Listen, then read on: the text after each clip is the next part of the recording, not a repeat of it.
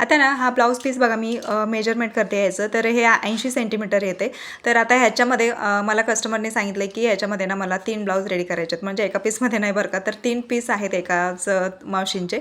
तर ते आता मला कट करायचे. तर मी बघते इथे काउंट करून, तर बघा प्रत्येक ब्लाऊजवरती 80 सेंटीमीटर लिहिलेलं आहे आणि मी काउंटसुद्धा केलं, मेजरमेंटसुद्धा करून बघितली, तर 80ला अजून 1-2 सेंटीमीटर कमीच आहे, पण बरोबर 80सुद्धा नाही. आता ह्याच 80 सेंटीमीटरपासून ना मला हे 3सुद्धा ब्लाऊज रेडी करायचे आहेत.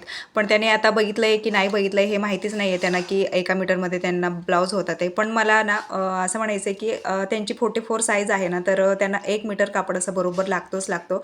पण ठीक आहे, आता मी हे आणून तर दिलेलं आहे म्हणून ॲडजस्टेबल तर करणारच आहे. ठिगळं लावून तर ब्लाऊज पूर्णपणे सगळे मी रेडी केलेलेच होते. त्यांची स्लीवची साईज ना 6 होती म्हणून हे रेडी झाले. जर 10 ते 11 असले असते ना तर अजिबातच झाले नसते.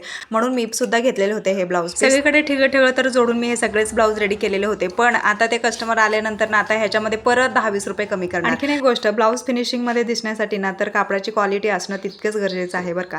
तर आता हे सगळे ब्लाऊज मी रेडी केलेले होते, पण मला किती पैसे मिळणार आहेत ते मात्र माहिती नाही. तर चला मग भेटूयात. आवडल्यास लाईक करा. तर भेटूयात मग. बाय.